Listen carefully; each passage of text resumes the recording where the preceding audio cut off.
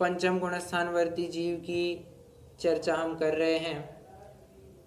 उसके कर्मों की क्या अवस्था होती है, इसकी चर्चा तो अपन कल कर चुके हैं। आज हमें थोड़ा सा चरणानुयोग परक बात देखनी है।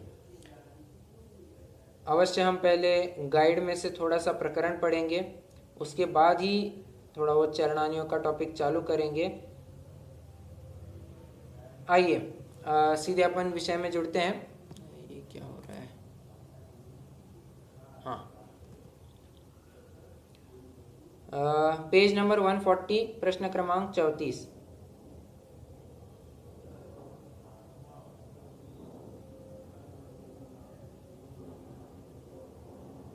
अच्छा, ये तो पढ़ लिया था अपन ने, सॉरी। 35 141 पर क्वेश्चन नंबर 34 हो गया था अपना। देश विरत नामक इस पांचवें गुणस्थान के भेद बताइए। ठीक है, सिंपल है। इसके मिथ्यात्व और अनंतानुबंधी अप्रत्याख्यानावरण रूप दो कषाय चौकड़ी के अभाव रूप वितरागता तथा शेष रही कषायों के सद्भाव रूप सरागतामय। देखिए, दो बातें कह रहे हैं, थोड़ा सा उपयोग दीजिए। हाँ, आप चाहे तो ऐसा कर सकते हैं, एक छोटा सा चार्ट बनेगा, ऊपर लिखिए पंचम गुणस्थान, उसके दो ब्रांचेस कीजिए। पहले लिखिए मिथ्यात्व, अनंतानुबंधी और अप्रत्याख्यानावरण, इनका अभाव।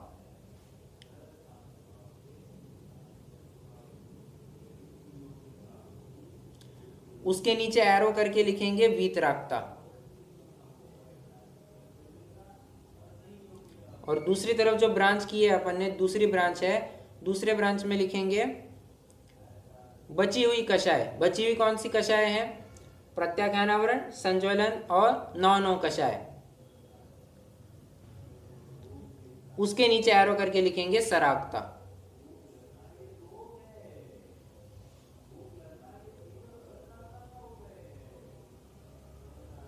बन गया छोटा सा चार्ट।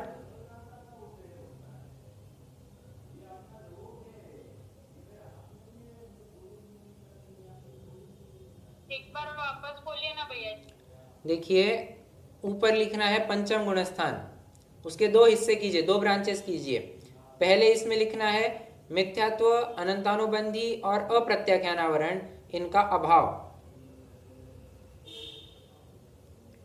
और दूसरी तरफ लिखेंगे, दूसरे ब्रांच में लिखेंगे प्रत्याख्यानावरण, संज्वलन और नौ कषाय।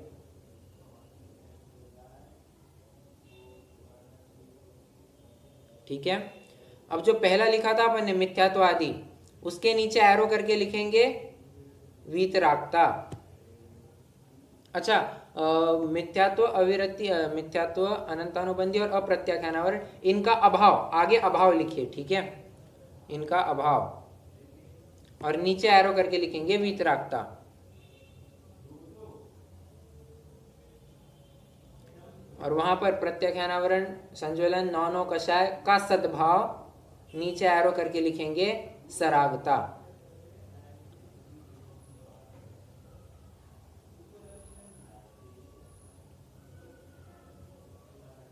चलिए बढ़ते हैं आगे।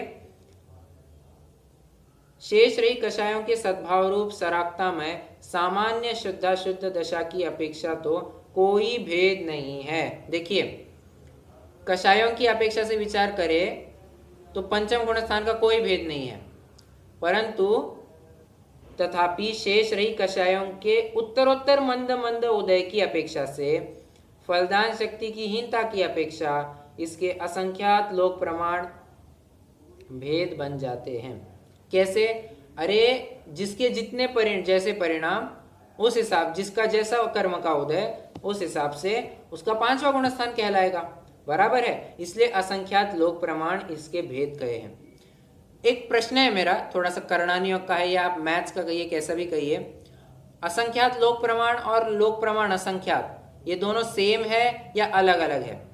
अलग है तो क्या अंतर है?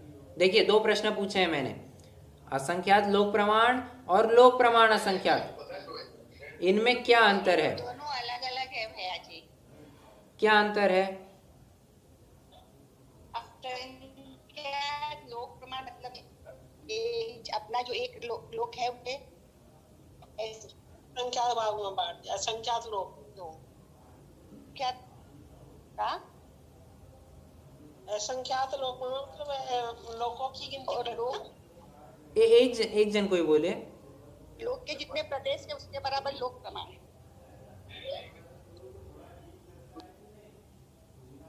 बोलिए ना।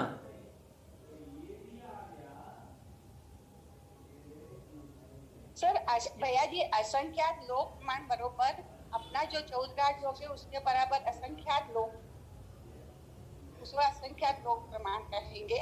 हाँ। और जो लोक प्रमाण का मतलब ये हुआ कि लोक में जितने प्रदेश है हाँ, उसके बराबर। बराबर, बहुत बढ़िया।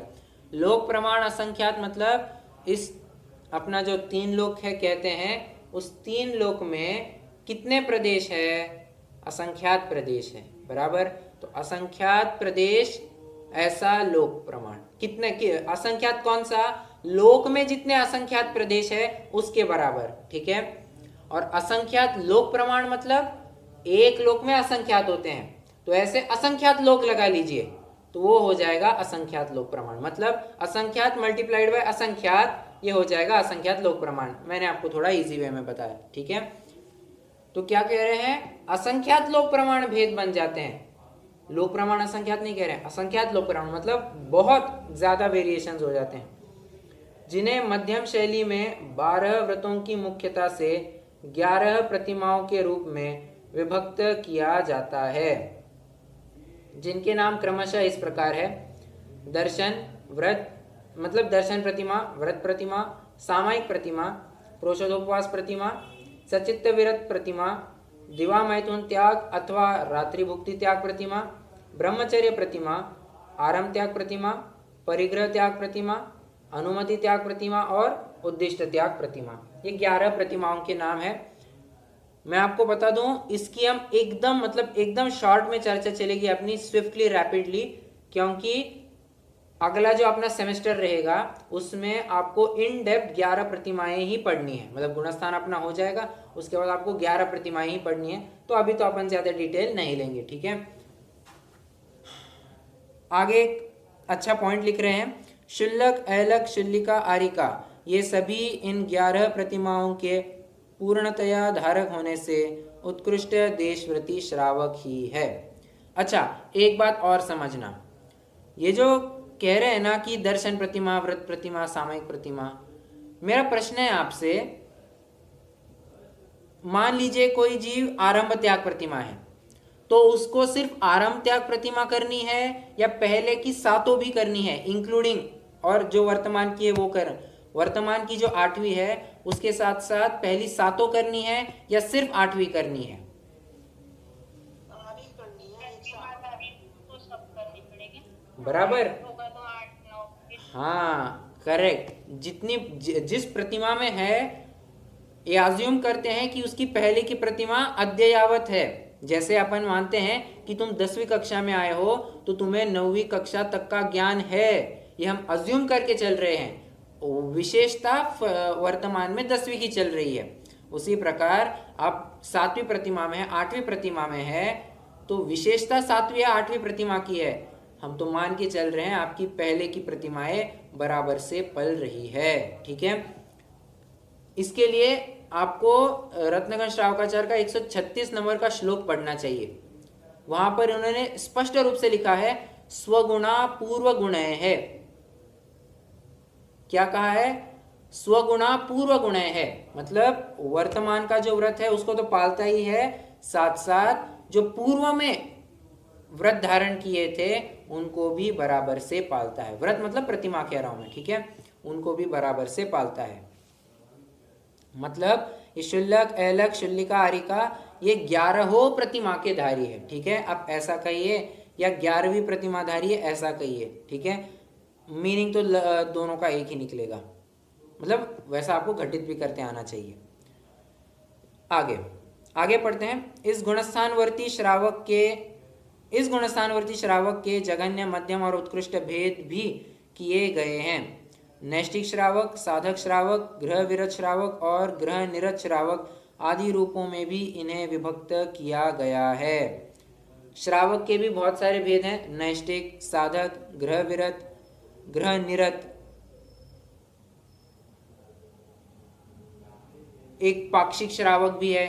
तो ऐसे कई सारे भेद आते हैं। ठीक है, मैं अभी जानबूझ के इसकी चर्चा नहीं कर रहा हूँ क्योंकि जब 11 प्रतिमाओं की चर्चा चलेगी अपनी तब ये सब टॉपिक आने वाला है, इसलिए अभी नहीं छेड़ रहा हूँ इनको। ये आप चाहे तो मार्क करके रख सकते हैं कि टू बी डिस्कस्ड इन 11 प्रतिमा। ठीक है, 11 प्रतिमाओं का स्वरूप विस्तार से समझने के लिए तत्वज्ञान विवेचक, अच्छा ठीक है, ये तो छोड़िए आगे। इस प्रकार पुरुषार्थ की हीनाधिकता आदि कारणों से इस देश विरत नामक 5वें गुणस्थान के अनेक भेद हो जाते हैं। ये तो सिंपल बात थी, इसमें ज़्यादा कुछ टेक्निकल बात नहीं है। अब आगे आते हैं 5वें गुणस्थान का काल और 5वें गुणस्थान का गमनागमन। पहले अपन गमनागमन देखते हैं, उसके बाद काल देखेंगे। ये पढ़ेंगे नहीं अपन, सीधा अपन ओरली ही कर देंगे। किताब बंद कीजिए, आवागमन देखना है ना, जरा किताब बंद कीजिए, अपन फिर थोड़ा विचार करते हैं संभव है या नहीं।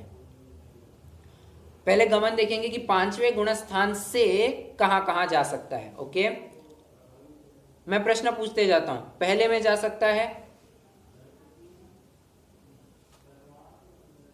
जा सकता है। दूसरे में क्षायब शमिक सम्यक दृष्टि जा सकता है। नहीं। नहीं। अच्छा, दूसरे गुणस्थान में जा सकता है। नहीं। नहीं। अब फंस गए आप। मेरा पहला प्रश्न था शायोप शमिक सम्यक दृष्टि दूसरे में जा सकता है, तब तो नहीं बराबर कहा। बट मेरा दूसरा प्रश्न है दूसरे गुणस्थान में जा सकता है क्या? हाँ, दूसरे गुणस्थान में जा सकता है। क्षयोपशम सम्यक तो के साथ नहीं जा सकता, वो औपशमिक सम्यक दृष्टि जा सकता है। आपने पहले चार को बोला ना तो हम उसी को समझ के बोले। हाँ नहीं, इसलिए मैंने प्रश्न थोड़ा घुमा दिया। ठीक है, ये याद रखना, दूसरे गुणस्थान में तो जा सकता है बट क्षयोपशम सम्यक दृष्टि दूसरे गुणस्थान में नहीं जा सकता। ओके, तीसरे में जा सकता है। हाँ, तीसरे में जा सकता है भैया जी। कैसे जा सकता है? सम्यक में क्या का उदय आया? हाँ, तो उसमें कौन सा सम्यक, मतलब पहले कौन सा सम्यक तो होना चाहिए, औपशमिक या क्षयोपशमिक, या कोई भी चलेगा? सवारी सर, इसमें तो पहले औपशमिक होगा, औपशमिक के 3 टुकड़े करेंगे। दोनों दोनों जा सकते हैं। कितने जनों को दोनों कहना है?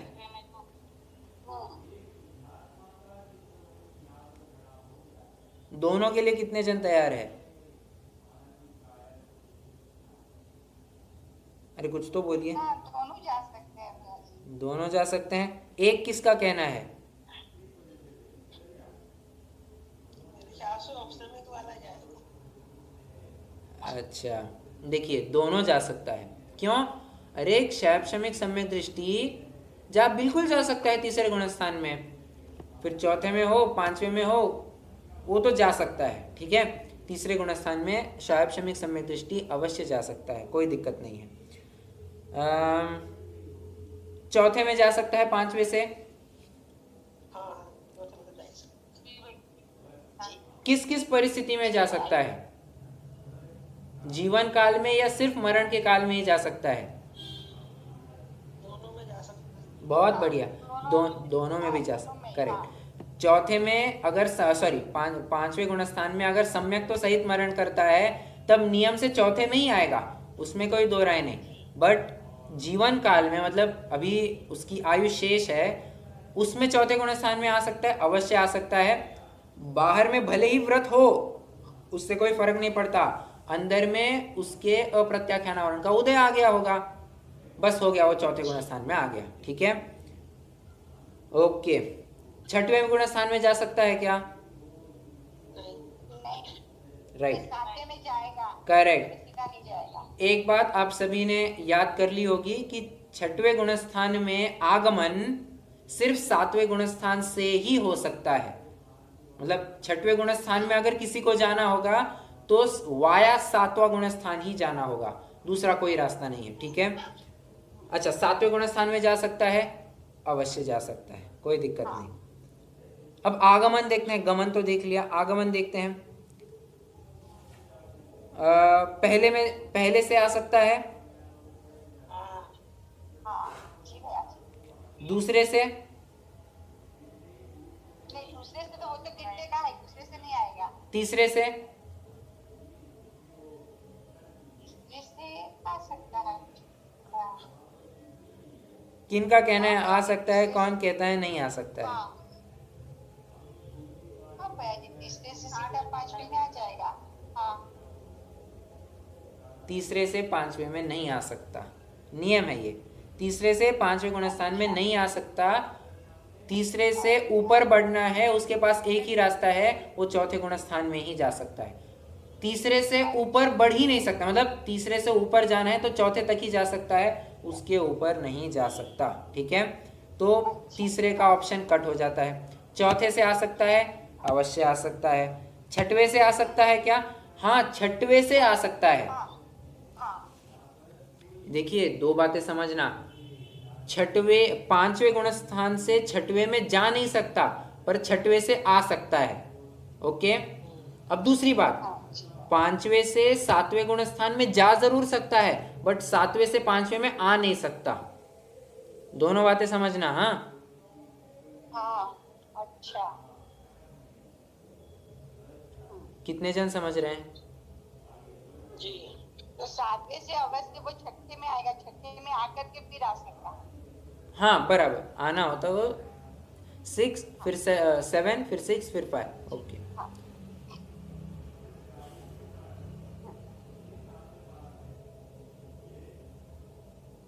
गमनागमन अपना हो गया है। अभी अपन पांचवें गुणस्थान का काल देखते हैं। ठीक है, पढ़ते हैं पहले, यहाँ से यहीं से पढ़ते हैं, पढ़ते पढ़ते अपना क्लियर हो जाएगा। परिणामों आदि की विविधता और विचित्रता के कारण इस गुणस्थान के काल में भी विविधता देखी जाती है।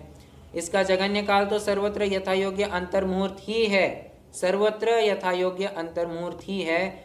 इससे कम अर्थात सासदन आदि गुणस्थानों के समान एक समय, दो समय आदि काल इसका कभी भी नहीं होता है। इस गुणस्थान को प्राप्त करने वाला साधक इन भावों में कम से कम अंतर्मुहूर्त तो रहता है। मतलब इससे निष्कर्ष तो इतना निकल रहा है, जघन्य काल अंतर्मुहूर्त है। ठीक है, आगे उत्कृष्ट काल मनुष्य की अपेक्षा गर्भकाल सहित 8 वर्ष और एक अंतर्मुहूर्त कम 1 कोटि पूर्व वर्ष है। 8 वर्ष और एक अंतर्मुहूर्त, ऐसा एक अंतर्मुहूर्त क्यों लिया होगा? मान लीजिए वो सम्यक तो सही थी जन्मा है, अब तो एक अंतर्मुहूर्त नहीं लगना चाहिए ना।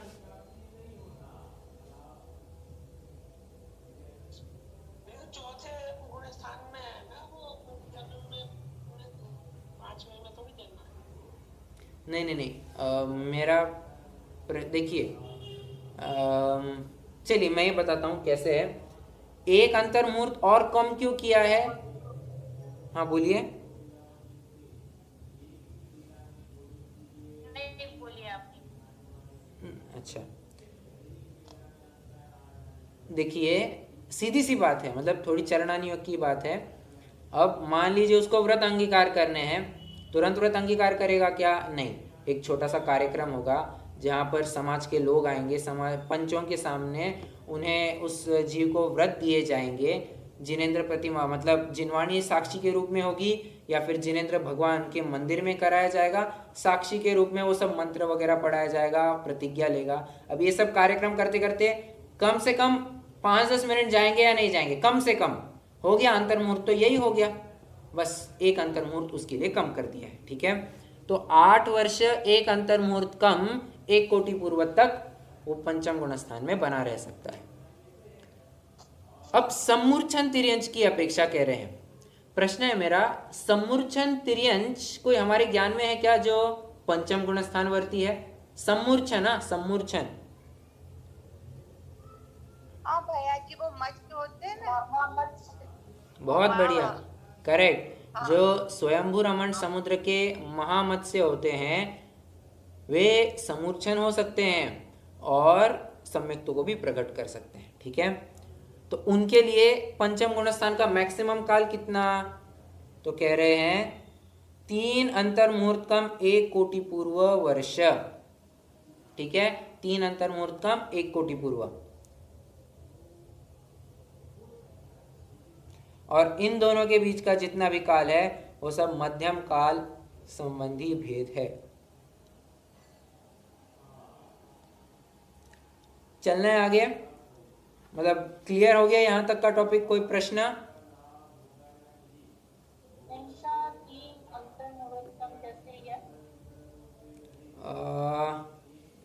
एक अंतर मुहूर्त का तो मैं आपको बता सकता हूँ, क्योंकि चूंकि सम्यक तो सहित तिर्यंच अवस्था में जन्म नहीं ले सकता है, अतः एक अंतर मुहूर्त तो सम्यक तो प्रकट करने में लग जाएगा। और दो अंतर मुहूर्त ना,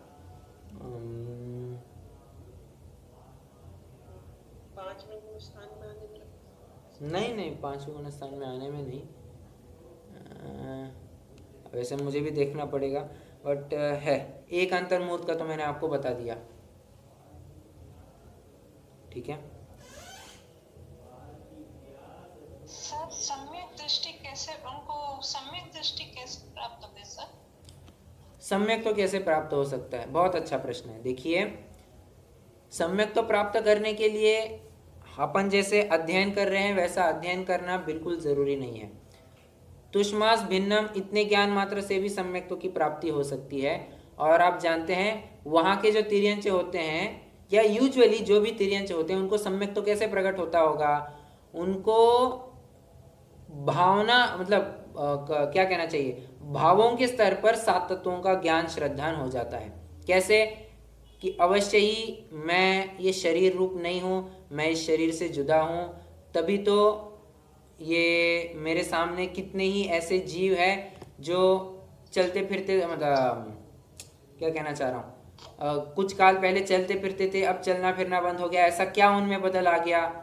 तो वो भी कुछ समझता होगा कि हाँ, इसके अंदर कोई एक ऐसी वस्तु होगी जिसकी वजह से ये चल फिर रहा था, और वैसी वस्तु मेरे अंदर भी है जो कि इस शरीर से भिन्न है। ये शरीर भिन्न, मैं भिन्न, ऐसा जब उसको श्रद्धान हो जाता है, उसको सम्यक तो प्रकट हो जाता है। तो वो पहले तो सम्यक नहीं होगा ना, पहले भाव में तो क्या जन्म होते ही उसे इन बातों का ज्ञान हो जाता है? हाँ, हो सकता है ना, कोई दिक्कत नहीं है।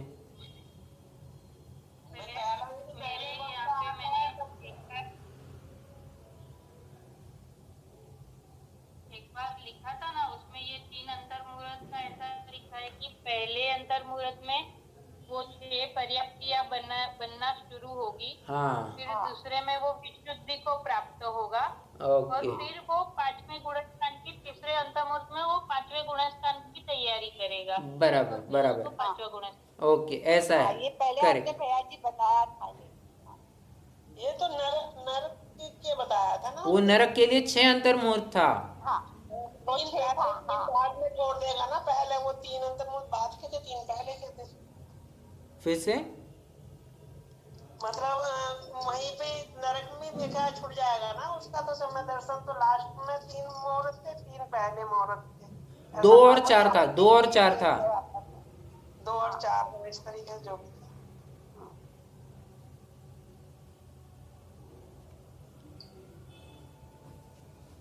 चलिए, हाँ, अपन प्रश्न तो अपना ये चल रहा था कि उसको इस रूप श्रद्धान हो गया तो वो सम्यक तो प्रकट कर सकता है, कोई दिक्कत नहीं है।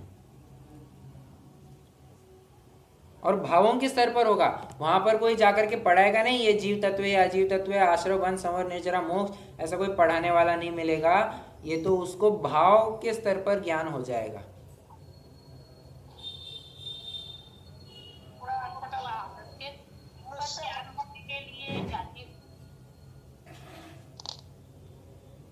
भाव के स्तर पर ज्ञान होने का ये कारण जाति स्मरण हो सकता है ना?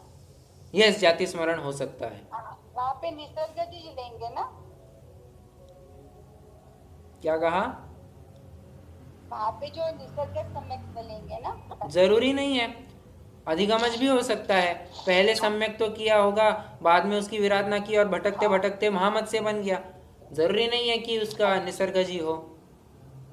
अच्छा,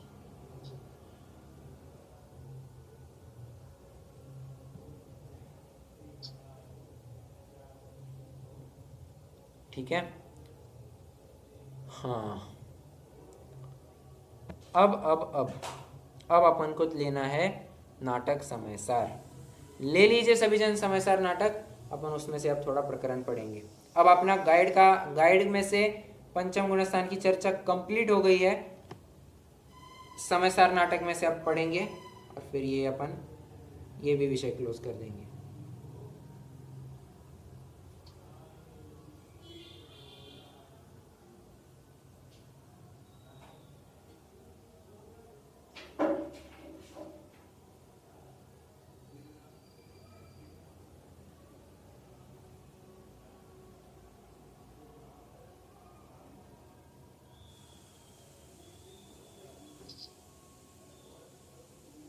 आ गए पांचवें गुणस्थान के पेज पर। पेज नंबर ना 383 53 नंबर का छंद है।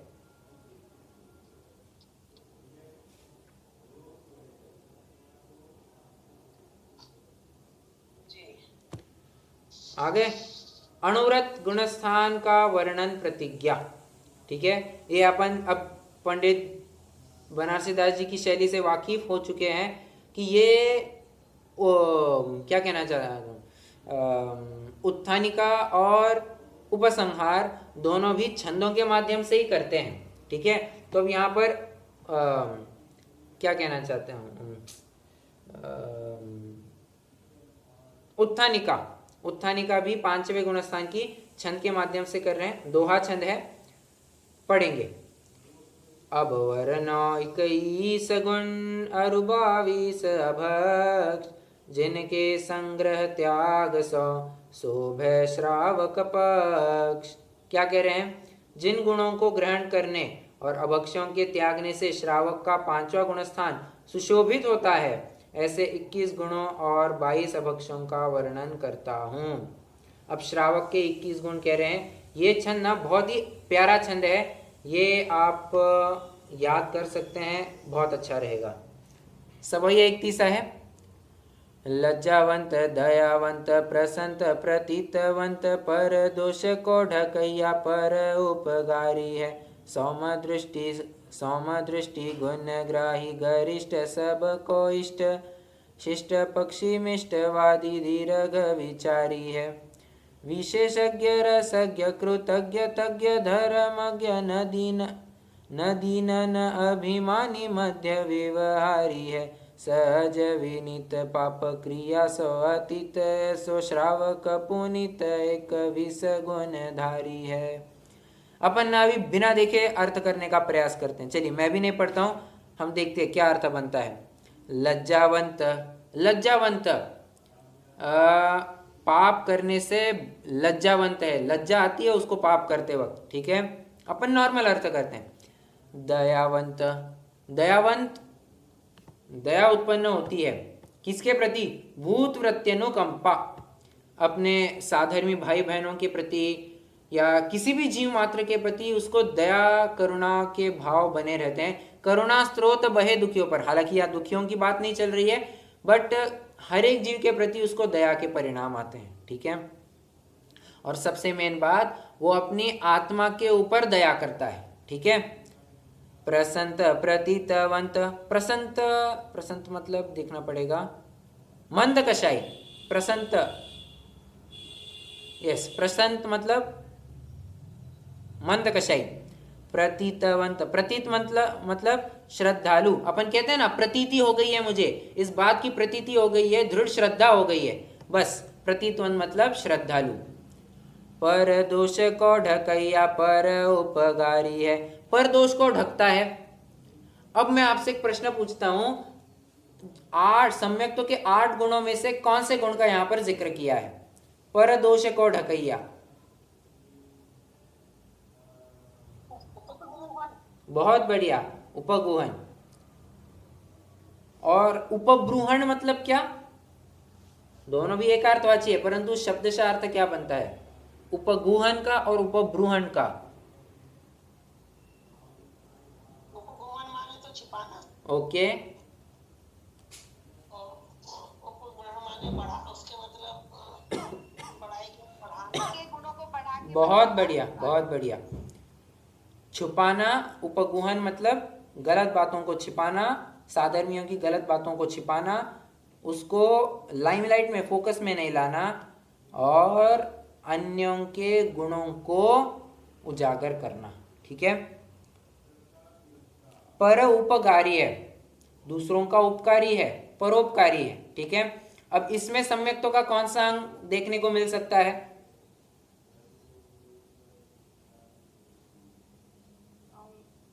वात्सल्य ले सकेंगे? ले सकते हैं। हालांकि दयावंत में अपन वात्सल्य ज्यादा बेटर लगता है। ज्यादा बनता है। जी जी भैया जी, बरोबर। ये स्थितिकरण में ले सकते हैं। स्थितिकरण में। ठीक है। स्थितिकरण में इस प्रकार से ले सकते हैं कि बाबा कोई जीव मार्ग से च्युत हो गया था, अब उसको मोक्ष मार्ग पर पुनः प्रस्थापित करना था, हाँ तो उसने जी भैया उपकार जी। किया है, तो इस प्रकार से आप ले सकते हैं। ठीक है। जी सौम दृष्टि गुण ग्राही गरिष्ठ सब को इष्ट। सौम दृष्टि, सौम्य मुद्रा होती है हमेशा, कभी भी ऐसा भड़कीला नहीं दिखेगा, या क्या कहना चाहिए, हाइपर नहीं होगा। ठीक है। सहनशील, गुणग्राही, सॉरी गरिष्ठ मतलब गुणग्राही है, सॉरी गरिष्ठ मतलब गुणग्राही है।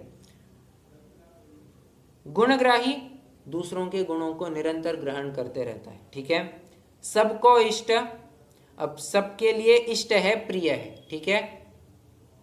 शिष्ट पक्षी मिष्टवादी दीर्घ विचारी है। शिष्ट पक्षी डिसिप्लिन्ड है, अनुशासित है। ठीक है। सत्य पक्ष में सहमत है। मिष्टवादी मीठे वचन बोलता है। दीर्घ विचारी है, लॉन्ग टर्म थिंकर है, लॉन्ग टर्म प्लानर है। ठीक है। लंबी सोच रखने वाला है। विशेषज्ञ रसज्ञ कृतज्ञ तज्ञ धर्मज्ञ। विशेषज्ञ, किसका विशेषज्ञ है? हर एक चीज का विशेषज्ञ है, बहुत अनुभवी जीव है। रसज्ञ, रसज्ञ मर्म का जानने वाला, किसी भी विषय के रहस्यों को जानने वाला रसज्ञ कहा जा सकता है। कृतज्ञ, कृतज्ञ मतलब अपने को ने किया हो उसका एहसान मानना। बहुत बढ़िया, बहुत बढ़िया। अ फीलिंग ऑफ ग्रेटिट्यूड, अंग्रेजी में कहना चाहूं तो ग्रेटिट्यूड। ठीक है। तज्ञ, तज्ञ मतलब क्या देखना पड़ेगा। तज्ञ मतलब है, तज्ञ मतलब क्या लिया है? तज्ञ, कृतज्ञ तो नहीं है, शब्द कहीं है गलत छपा है, नीचे कृतज्ञ दिया है ना। नहीं नहीं नहीं, तज्ञ मतलब तत्वज्ञानी, तत्वज्ञानी, तत्वज्ञानी लिखा है। नीचे तत्वज्ञानी लिखा है। ठीक है। तज्ञ, तज्ञ, अच्छा। त मतलब तत्व और ज्ञ मतलब उसका ज्ञान रखने वाला, तो तत्वों का ज्ञान रखने वाला ऐसा तज्ञ। ठीक है। धर्मज्ञ, धर्मात्मा। न दीन न अभिमानी मध्य व्यवहारी है। न दीन न अभिमानी। ये देखिए अपन ने चौथे गुणस्थान की जब वो छंद को पढ़ा था ना, कि ये 8 मदों की जब चर्चा हुई थी, तब मैंने आपको एक बात कही थी, अपने पास अगर कोई वस्तु नहीं है तो उसको लेकर के हीन पने का भाव होना, और अपने पास कोई वस्तु है उसको लेकर के अकड़ का भाव होना, ये दोनों भी मद में आएंगे। सिर्फ पॉजिटिव वे में मत लेना, नेगेटिव वे में भी लेना। उस वही बात यहाँ पर कह रहे हैं, न दीन न अभिमानी, न स्वयं को एकदम दीनहीन देखता है, न स्वयं को अभिमानी भी देखता है। ठीक है। मध्य विभारी, सहज विनीत पाप क्रिया सो अतीत सो। सहज है, विनीत, विनीत मतलब नम्र, पाप क्रिया सो अतीत, अतीत मतलब छूट गया है। श्रावक पुनित एक 21 गुण धारी है, ऐसा श्रावक 21 गुणों वाला होता है। ठीक है।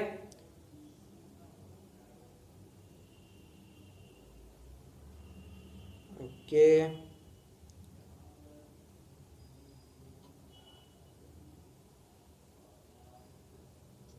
चलिए ये अपन चलिए अपन छंद तो पढ़ के लेते हैं और 22 अभक्षों का, उसके बाद अपन विशेष चर्चा इसकी कल करेंगे। कल तो अपना ये समयसार नाटक के साथ टॉपिक क्लोज हो जाएगा। अभी तो पढ़ते हैं। कवित्व है। ओरा घोर बरानिसी भोजन बहु बीजा बैंगन संधान पीपर बर उमर कठुम्बर पाकर जो फल होई अजान कंद मूल माटी विष आमिष मधु माखन अरु मदिरा पान फल अति तुच्छ तुषार चलित रस जिन मत 22 अखान। अखान, अखान मतलब अभक्ष्य। कौन कौन से? ये 22 अभक्ष्य जिनागम में बताए गए हैं। ठीक है, कौन से? ओरा, ओरा मतलब ओले, घोल बड़ा, घोल बड़ा मतलब दही बड़ा, मतलब द्विदल कहना चाह रहे हैं। निसी भोजन, रात्रि भोजन। बहुबीजा, ऐसी वस्तुएं जिसमें बहुत बीज पाए जाते हैं। बैंगन, भटा। ठीक है। संधान मतलब अमर्यादित आचार। अथाना, मुरब्बा। ठीक है। पीपर, पीपल। बर, बड़ का फल। उमर और कटुम्बर, पाकर। मतलब यहां पर इन्होंने पंच उदुम्बर फलों के नाम ले लिए। ठीक है। अब आप पंच उदुम्बर फल में पाइनएप्पल वगैरह सब जोड़ लीजिए। ठीक है। जो फल होई अजान, फल होई अजान मतलब अज्ञात फल। अब देखना, अज्ञात फल के बारे में थोड़े से एक विशेष बात कहना चाहूंगा। मान लीजिए कोई वस्तु भक्ष्य है, हमें पता नहीं थी कि वो भक्ष्य है या नहीं है। मान के चलिए, एग्जाम्पल है, मान के चलिए हमें पता ही नहीं है कि सेब भक्ष्य है या नहीं है, तो फॉर सेफर साइड अपन खाते नहीं है। बट मान लीजिए कदाचित अपन ने खा लिया। ठीक है। अब सेब तो भक्ष्य है। ठीक है। बट हमें पता नहीं था ना कि सेब भक्ष्य है, और हमने उसका सेवन किया, खत्म, ये अभक्ष्य में चला जाएगा। थोड़ा सा विचार करना। भक्ष्य वस्तु की भक्ष्यता के बारे में अगर हमें ज्ञान नहीं है और हम उसका सेवन करते हैं तो वो अभक्ष्य में चला जाएगा। थोड़ी सी कठोर बात लगेगी, but yes, it is a fact. कंदमूल माटी विषयामिष। कंदमूल जमीन के नीचे उगने वाले, माटी मिट्टी, विष जहर, आमिष मांस नॉनवेज। ठीक है। मधु माखन अरु मदिरा पान। मधु शहद, माखन मक्खन बटर लोनी, मदिरा पान शराब दारू। फल अति तुच्छ, एकदम छोटे फल। तुषार, तुषार मतलब ओस, ओस। चलित रस, ऐसी वस्तुएं जो टेस्ट में थोड़ी आगे बढ़ गई है, उसे चलित रस कहते हैं। ठीक है। जिन मत में ये 22 प्रकार के अभक्ष्य जानना। ठीक है। चलिए, ये टॉपिक भी अपना हो गया है, मतलब इसकी विशेष चर्चा अपन अवश्य ही करेंगे कल।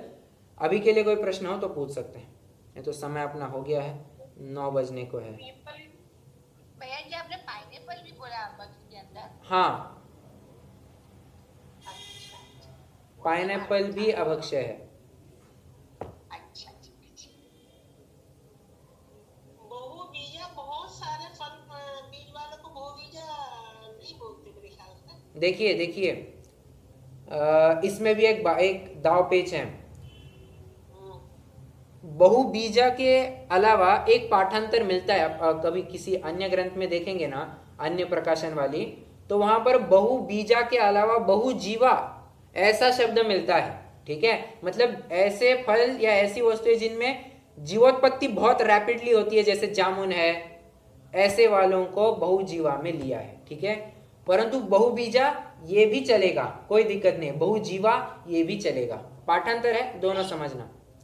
अब आप जो कह रहे हैं कि ऐसे कई सारे फल हैं जिनमें जो बहुबीजा होते हैं परंतु भक्ष्य होते हैं, ऐसे यही कहना चाह रहे हैं? नहीं, मैं बोल रही थी, मैंने एक जगह पढ़ा था बहुबीजा का अर्थ बहुत ज्यादा बीज से नहीं है। उसका होता है जैसे फूल, पहले फल से पहले फूल बनता है ना, हाँ, तो वो फूल बंद हो जाता है और उसी से फल बनता है, वो बहुबीजा कहलाता है, जैसे कि पपीता। नहीं नहीं नहीं, बहुबीजा मतलब ऐसा फल जिसके अंदर बहुत सारे बीज पाए जाते हैं। देखिए यहाँ इसमें नीचे भी लिखा है, जिन बहुबीजन के धर नाही, ये कि इसका क्या अर्थ होगा? ये मैंने पढ़ा था, इसमें बहुबीजा तो ऐसा तो अमरूद भी है, तो ये बहुबीजा में थोड़ी आएगा। है ना, बहुबीजा में आएगा वो, उसके कितने सारे बीज हैं। अमरूद तो सभी खाते हैं, अमरूद तो बहुबीजा में नहीं आता। नहीं नहीं, अमरूद अभक्ष्य है, बहुबीजा में आता है। अमरूद, स्ट्रॉबेरी, ये सब अभक्ष्य है। स्ट्रॉबेरी तो आता है बहुबीजा में, स्ट्रॉबेरी तो है, मतलब बहुबीजा में कैसे भी है, लेकिन भक्ष्य नहीं मानी जाती स्ट्रॉबेरी इतना। अमरूद भी अभक्ष्य है। अमरूद का एग्जैक्ट रीजन मुझे नहीं पता, मुझे सर्च करना पड़ेगा, बट अमरूद भी अभक्ष्य है, इतना तो मैं गारंटी के साथ 100% गारंटी के साथ बोलता हूँ। वो ये भादों के आते हैं ना, ऐसे तो कह देते हैं कि इसमें बहुत ज्यादा कीड़े पाए जाते हैं ना बरसात के अमरूद में, तो हमारे इधर की तरफ तो ऐसा बोलते हैं ये बरसात के नहीं खाने चाहिए, सावन भादों के, और जाड़ों के तो बहुत अच्छे होते हैं। नहीं नहीं नहीं, कोई सा भी हो, किसी भी महीने का हो, अमरूद तो नहीं ही खाना चाहिए।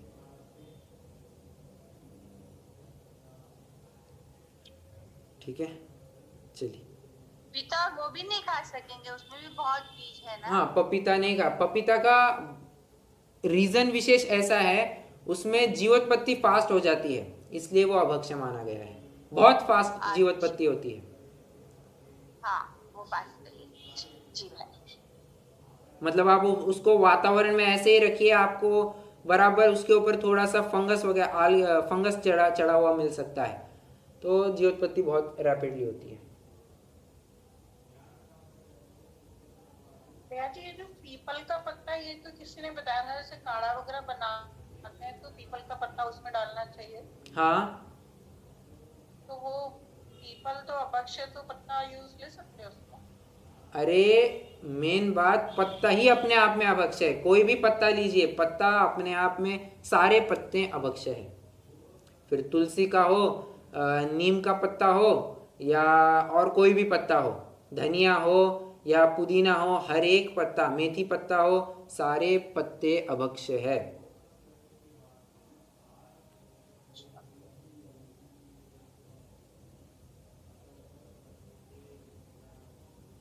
ठीक है, चलिए, आपके और कोई प्रश्न होंगे आप विचार करके रखिएगा, अपन कल इसकी चर्चा करेंगे। अभी रुकते हैं, जिनवाणी स्तुति करेंगे।